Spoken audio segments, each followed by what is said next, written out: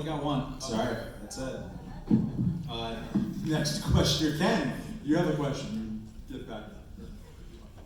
No, I'm not going to hit back. Adam, please tell me what legal basis you would use for dissolving the government and for establishing the guardians of the government.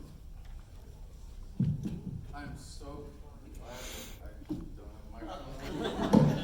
All right, we'll do this one again. I'm so glad you asked, Ken, because a lot of times I get asked the question, is your platform constitutional? And the answer is, heck no, it's not constitutional. That's kind of the point. We are appealing to the higher authority known as the Declaration of Independence, which says we have not only a right but a duty to alter and abolish systems of government that no longer serve us.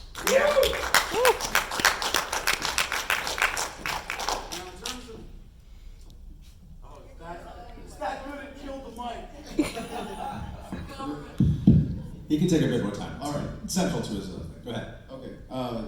But her. Various people have thrown up various legal challenges to this platform.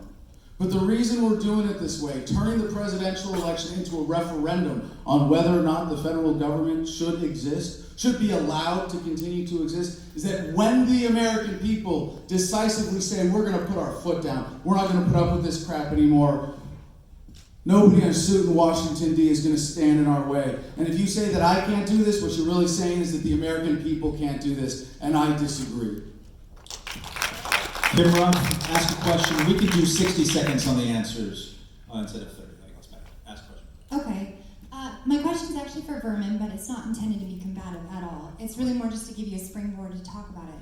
So I told you that I'd listened to that podcast, Cults, that had talked about the Church of Euthanasia, and they were talking about the whole experience with Chris Porta and how it founded. And to be clear, the Church of Euthanasia was not a cult, okay? It happened to be on this podcast, but I want to make sure that's clear.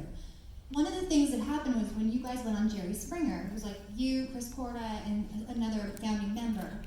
You guys were a little bit disparate in how you presented the point and purpose of it. I understand the point and purpose, but I was just wondering, since one of the things we struggle with as libertarians is presenting a unified message, how are we going to, as a team, all be able to combat that, ensure that we do present a unified message, and how are you part of that solution? Thank you for that question. The CLE was, of course, an agile performance art group that I was involved with in 1997, long before I had considered any sort of a real campaign. It was pretty outrageous. It was pretty over the top, and it was definitely all about shock in your face, and the imagery was really frightening. That being said, how can we as libertarians present a united front? I suppose that's fairly difficult given the vast amount of personalities involved.